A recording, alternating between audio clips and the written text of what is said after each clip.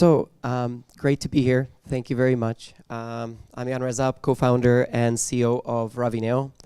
Last year, we were standing here introducing our new competitive media research platform, which has gone crazy. Most of the brands in Europe started using it. It's great to be building a company like this. Before I built a company called Social Bakers. Some of you might know it. It was a big benchmarking analytics company. We sold it 5 years ago, and you ask, why go start another social media analytics company? And when I was looking back kind of 5 years after selling my previous company, I looked at all the tools that existed in the world, and I thought to myself, wow, social media has really changed, but these tools haven't. And so partly I want to talk you through the experience that we're having, and some of this data, write it down, some of it might be shocking. Any data point I show is French specific to the French market. So what has happened in the last kind of years to social media? Well, there's kind of critical visibility issues when it pertains to influencer marketing. And we'll walk through them one by one. The most critical of it is social media became visual. There's no more TikTok, like text being launched on TikToks, and there are 0 on TikTok ads. So everything that used to be text-based is now visual-based, video-based. We talked about that, and of course with AI, even more so, more and more content. So we think there's a dramatic platform shift happening, and there's kind of like a new generation of influencer marketing, but more things than that happened, which combines visibility issues. But none of the monitoring or listening platforms became visual. So you have the same old platforms tracking tweet mentions. Your consumers are not on X. There's journalists and business people on X, right? So they're on TikTok, they're on Instagram, they're on YouTube, which are visual platforms where there's no text to search, which means for this era, you need a completely different approach. And so you're basically completely blind. Perhaps millions of influencers are talking about you without you even knowing. There's a second visibility issue, which is, there's organic and there's boosted, right? So who here knows what boosted ads are? Few people. So I prepared an explainer. So boosted partnerships are when a normal organic influencer launches an in-paid partnership, marks the brand.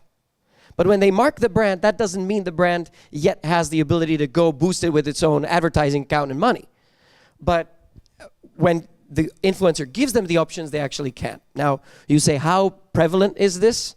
Of the top 2,000 beauty posts in Europe, only 10 of them are not promoted, not boosted by, influencer money. So it's not possible to run influencer campaigns without boosting. If you haven't figured that out, write it down. What are the top boosted brands in France? Not companies, these are brands in France on Instagram and Facebook. These are the top. If you want to get this list, we will not be publishing it. This is an exclusive for you guys here in the room. So if you want it, take a picture of it. Of course, we have the top 1,000. There's more kind of shocking information around this fact, which is we are currently tracking 100,000 influencers in France.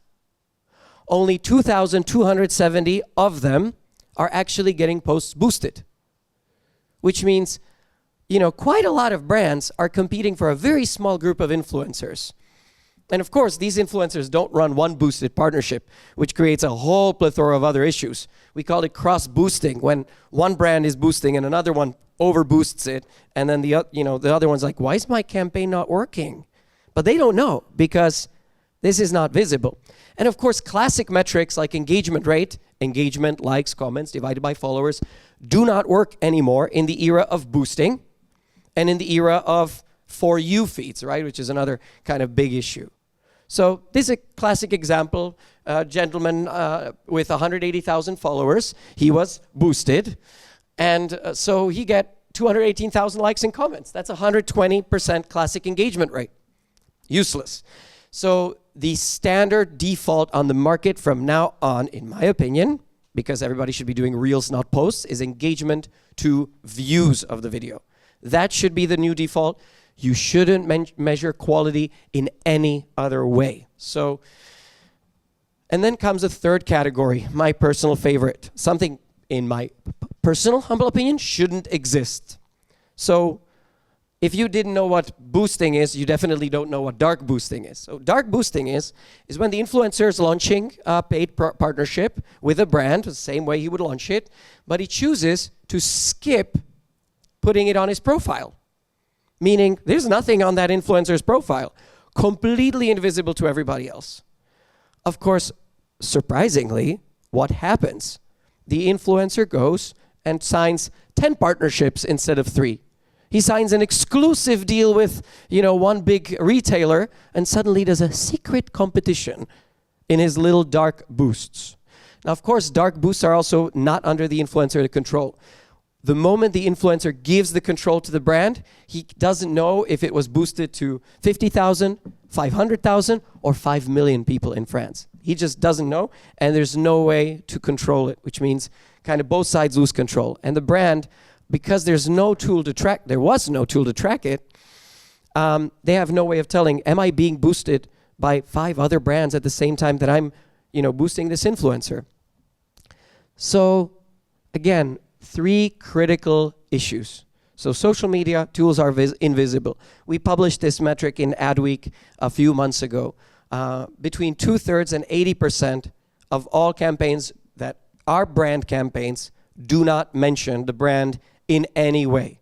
Now, of course, you could argue compliance-wise this is not legal, and in France there are many cases. I heard a thing about Shein a few weeks ago where there are new laws around that. Compliance is critical, but most of the influencers just ignore it. The brand puts it in the contract, influencer ignores it. The other thing is the visibility.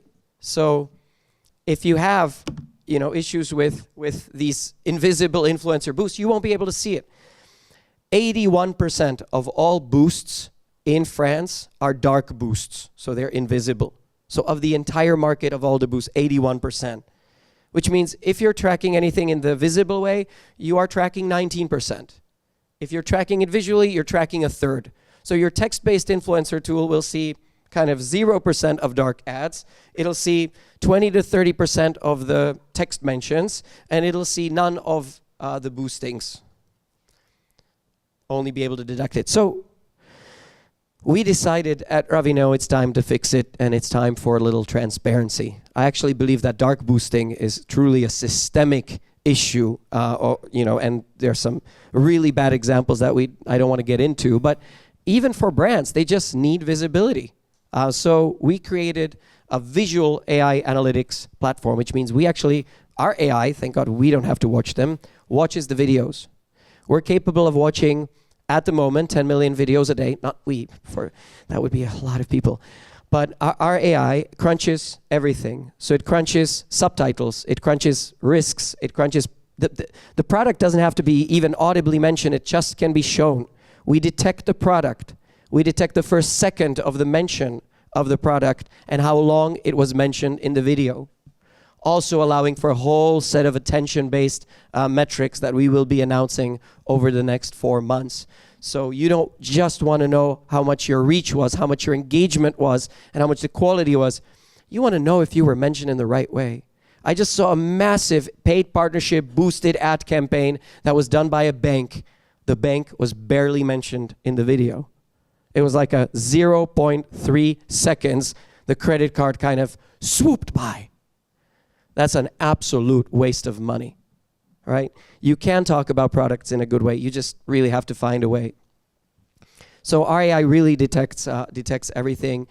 We can also run custom queries over the videos. So we've done countless fun projects with our clients, looking not only at things like compliance, but also tracking things like flavors for our confectionery clients, and just generally what's the exact thing people said.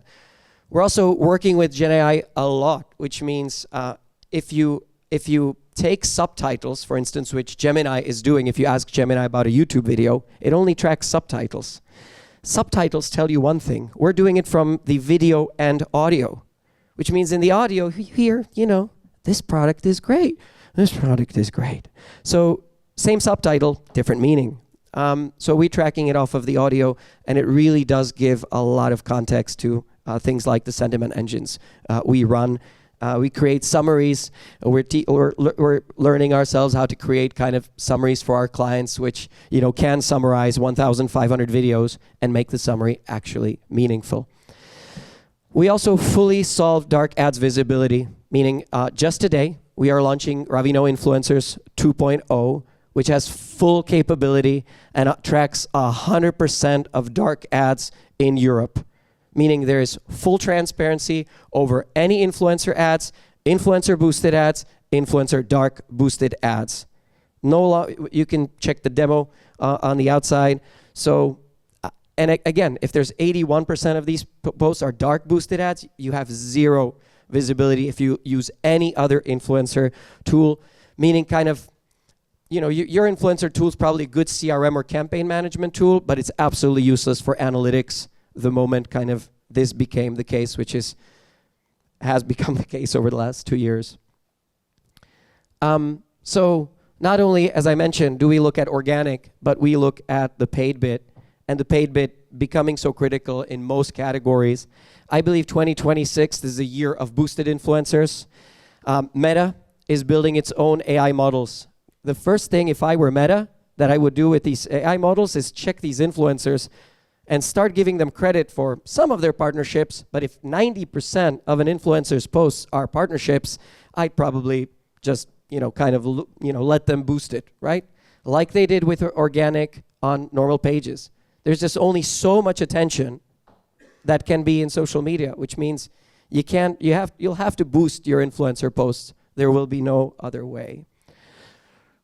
So with that, we just launched our website a few hours ago, ravineo.com/influencers. You can take a look at our demos. Definitely, I think this warrants a completely new era of influencer auditing. So if you're doing an influencer audit, definitely do a boosted audit. Do not work an influencer that is being constantly boosted by people and that doesn't have it organized. Don't overboost at the same time with someone that probably has a bigger budget than you. We've seen beauty companies do this. They boost over each other to such a degree that it cannot be efficient, right? They're using the same face and boosting it over to 2 to 4 to 5 million people in France. That's not very productive if it's the same influencer. You have to plan this out. Now you can wait through a few weeks, by the time your competitor's influencer is over, right? Usually, for instance, in the beauty industry, there's not a lot of exclusivity. So, or sign exclusive deals, of course, but that's not up to my recommendation. So, in summary, the influencer world really has changed dramatically. It became visual. AI will only amplify this. More and more content will be out there, which means boosting the right one will be really, really important. When we did campaign analysis for our clients, we figured out that immediately, with just boosting correctly, they immediately could save 20%. Just, don't boost those, don't work with those anymore. 20% right from the get-go just by better analytics and better insights. So make sure to have the right tools and come talk to us. Thank you very much.